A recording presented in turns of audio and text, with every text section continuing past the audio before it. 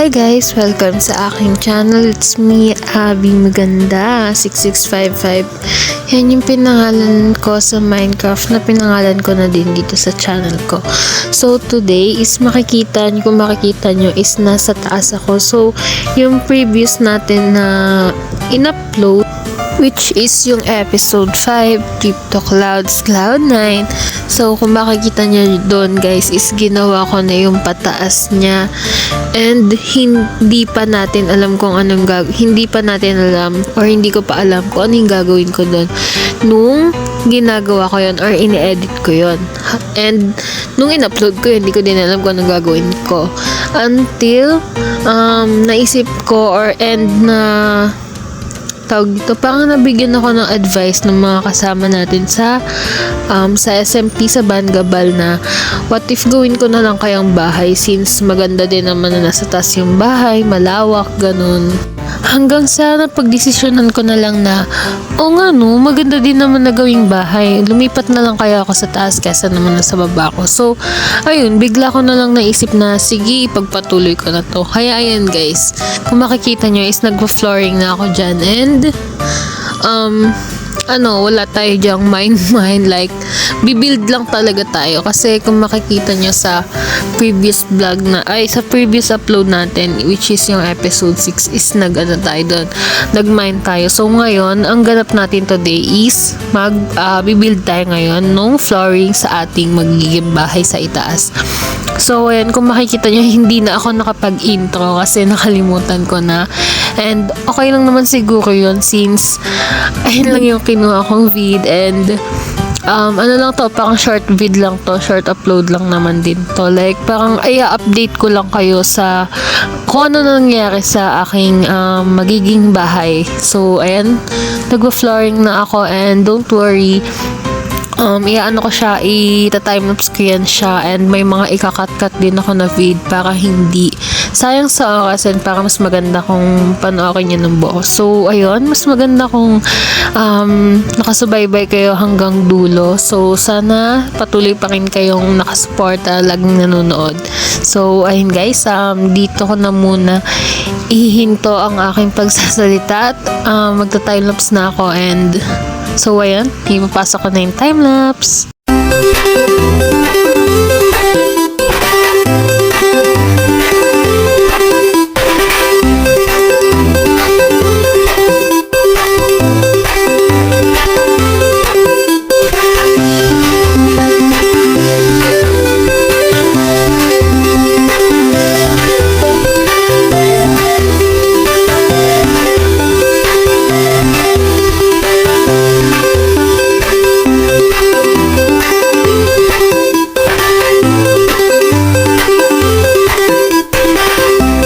So, ayan, diba guys, kung makikita nyo is wala talaga akong tigil dyan. Like, disidido talaga ako sa kung ano yung gagawin ko dyan sa taas since, like, alam nyo yun, yung parang iniisip ko na, nasimulan mo huwag mo na, tapusin mo na. Like, ipagpatuloy mo na. Yung ganun. Hindi yung iiwan mo lang sa Eric. Kung ano yung nasimulan mo, ipagpatuloy mo na. And, kaya sabi ni Andre, just the process. So, ayun yung ginagawa ko dyan. So, ayun. And yun lang naman yung sasabihin ko, and itutuloy ko na ulit yung time-lapse. May mga ikakat din naman ako dyan, or may forward din ako since ang gagawin lang naman natin dyan is mag-flooring lang tayo. So, ayun guys. Ipapasa ko na yung time-lapse.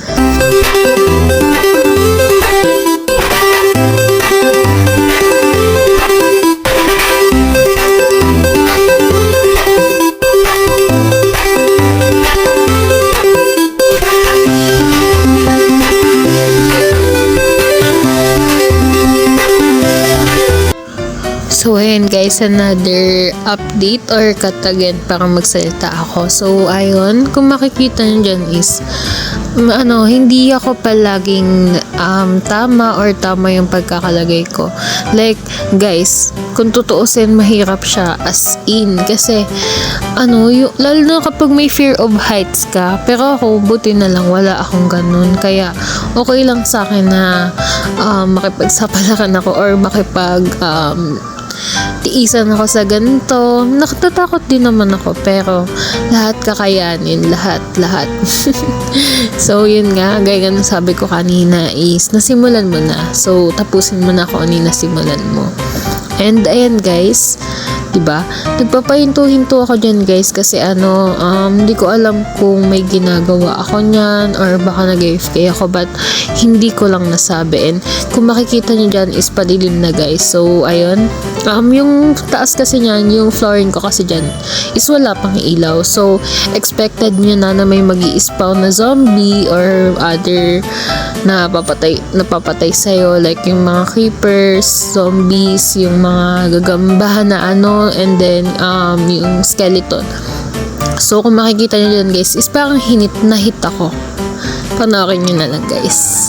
Tapos ayan, nahit ako, tapos bigla akong nalunod sa sa tubig, and luckily wala naman sa akin na zombie sa ilalim ng tubig. But kung makikita nyo is yung bilog-bilog na yan is kapag zero na yan o wala na yung bilog is malulunod ka at mamamatay ka. So ayan, yung heart is, ayan na, alam ko inaatake na ako dyan ng zombie or So, ayan guys, AFK pa ako noon. Hindi ako nakabangon. So, ayun nangyari sa akin. Yung level ko nawala, or, andyan pa din naman, but hindi siya, pag nakuha mo siya is, hindi siya yung, mababawi mo lahat, ganon. Hindi mo siya mababawi lahat. Yung mga gamit, mababawi mo, pero yung iba is hindi na. So, parang mawawala na yung iba, and, yung iba still andyan pa din, but yung level, like kanina kung makikita nyo is level 16 yung level ko, but now or mamaya pag kuha ko dyan is level 11 na lang yata yun. So ayun, kaya mas mabuting subaybayan nyo para may paliwanag ko sa inyo kung ano yung mga simpleng rules or yung mga nangyayari kapag ganyan yung nangyari sa inyo katulad sa akin. So ayun, ako sa kanila, nagsabi ako sa kanila na yung ko na ganito ganyan na nga ako. So ayun, fast forward ko na dyan. So yun guys, pabalik na tayo sa ating kaninang pinag-spawn or sa kung saan nahulog yung mga gamit natin. And ayun, pagbalik natin dyan is ayan, pakak. Yun na talaga natin pinuntahan talaga natin kung saan makikita yun. And ayan, nakikita ko na siya sa ibabaw, mabuti naman at lumuto siya sa ilalim. So yung mga green or yung level kumbaga is nakuha ko naman, but kaya naman sabi ko kanina is hindi na siya yung dating level mo, like yung level 16 yun, ganun. So now is makukuha lang natin ng level natin dyan is 11 or 10 ganun. Hindi ko kasi masyadong alam. So ayan, kinuha ko, ayan 11 na. So pinakuha lang natin yung gamit dyan.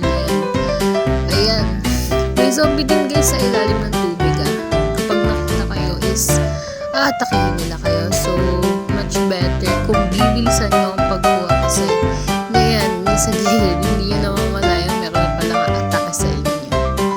So ayun guys, nagmamadali na ako ng aligagagan kasi nakakatakot din yung zombie gun for real. Yung inaakala mong ligtas ka na dito yung pang nakatangos ka na, hindi pa pala kasi nakasunod pala sa'yo. So ayan, pala siya, na-sprint pala kahit lumungoy ka sa water. And nagawa ko naman, nakalis ako doon. And nakuha ko yung mga gamit natin kanina. So chinek ko pa dyan kung nakasunod sa akin yung zombie, and hindi naman. So ayun, hindi na sila nakakaabot sa lupa guys. Nakakaabot lang siguro sila kapag gabi or nakita ka nila na nasa ilalim ng tubig. So ayun, balik na ulit tayo, and gaya nga sabi ko kanina, hindi lahat perfect. Tingnan na naman yung gawa ko, diba? So ayan, dapat ganyan na, ay, naman pala ako natira. Ayan, may natira pa, kinuha ako. So ayan, kukunin ulit natin kasi nakita ko may natira. So ayan guys.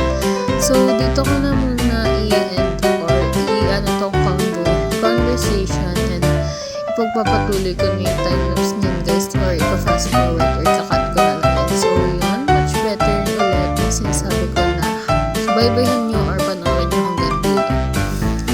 yun guys, time lapse ka na.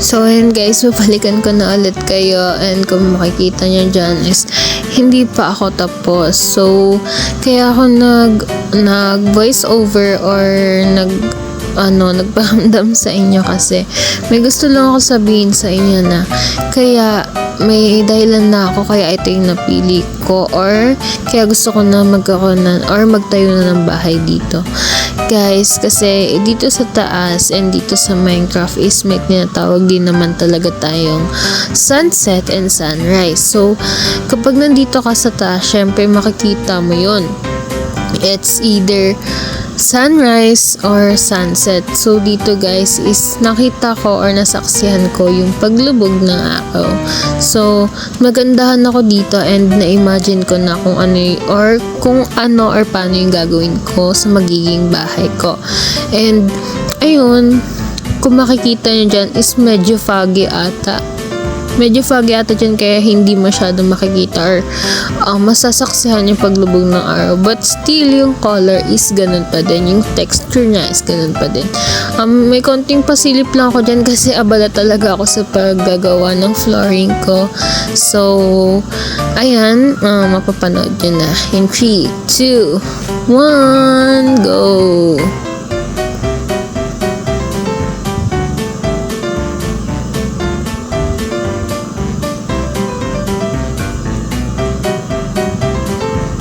So ayun guys, diba sabi sa inyo, saglit ko lang talagang pinansin, pero I really do appreciate yung sunset na yun, kasi diba iisipin mo na ay hindi ka lang nakakakita ng ganito in real life dahil sa laro meron din, and sobra kong na-appreciate yung ganun, lalo na kapag may mga ganun sa game. So yun, sana dumami lang yung ganung game na nag-add ng sunset effect and sunrise effect. So yun guys, hanggang dito ko na lang muna yung pag-voice over ko or pag-explain ko sa inyo, pagkukwento ko sa inyo, or pag-chika or kahit na ano pa man, kasi itutuloy ko na guys yung eto. And ayun, I hope na maging maayos ko yung pag-edit kahit na napakasimple lang neto kasi update lang naman. So yun guys, sana hindi kayo ma-bored, and ipapasok ko na yung timelapse. Go! Wait, may nakalimutan ako. So before tayo mag-timelapse or before ko maibigay sa inyo yung timelapse is, kung makikita nyo dito or kung ipa-fast forward ko to is may gagamba ko dyan na naka-encounter, and shit, grabe. Hindi naman sa nakakakaba, pero kasi gabi na, and medyo nakakatakot, medyo creepy, and hindi ko naalala na ate, wala ka pa palang nilagay na torch. Syempre may magi-spawn talaga dyan. So ayan, nakakagulat talaga, pero hindi ako yung totally na nahugulat kasi yung Minecraft ko guys is walang sound. So ayun, kaya kapag hindi ko naririnig kapag may mga zombie na malapit sa akin, but naano ko sila guys, like ang tawag dito, naaaninag ko sila. So kung makikita nyo dyan, meron dyan nag-spawn, and mauhulog talaga ako dyan as in, and yung kabado ko, ayan, yung kaba ko as into the max. So ayan, nahulog ako, and nagmadali ako nyan sa gilid ng bahay ni Luis na makapunta kasi may zombie na din sa ilalim, and mas mabilis silang kumilos compare sa araw guys. So ayan, siguro may isip nyo na kung bakit nga ba. So syempre yung guys, yung zombie sa ilalim ng water, like katulad lang din sila ng mga zombie sa lupa. Mas agresibo or mas lumalabas sila kapag kapag madilim, and kapag maliwanag is nasusunog sila. And yung zombie guys is yung zombie sa ilalim ng water, hindi ko alam kung nasusunog. So, kung makikita nyo dyan guys, is nandito tayo sa bahay ni Luis. And, ayan, may nakasalubong tayong kaibigan natin. And si Tona tayo, or si Elsie, si Luis. So, ayun, dahil nga abala tayo, hindi na natin siya napansin. But, like kanya-kanya kami, ganun. So, ayun, nagiging podcast na to. So, ipagpapatuloy ko na yung time-lapse and subaybayan nyo hanggang dulo. So, ayun, keep watching lang. So, ayun, nag-decide ako na hindi ko na muna ilalabas yung time-lapse kasi sa video ito is puro ganyan lang naman yung gagawin ko. So, yun, tinatry ko na i-maximize o i-minimize na yung i-upload ko is maikli lang and more on reviews, parang reviews lang, and i-release natin siya sa yung pagta-timelapse natin, ganun. So, yun guys, kung makikita nyo dyan is patuloy pa rin ako nagaganyan, and I decided na na hanggang dito na lang muna yung video since paulit-ulit lang naman yung ginagawa ko dyan. So, ayun, hanggang dito na lang muna, and sana panatilihin nyo pa rin na nakasubscribe, like, and click the bell button for more updates. So, yun guys, hanggang dito na lang muna yung video ko. And sana masaya kayo and nag-enjoy kayo sa aking panonood. So, ayan, here's the sunset for you. So, ayan. Hanggang dito na lang muna guys. Sige. Salamat.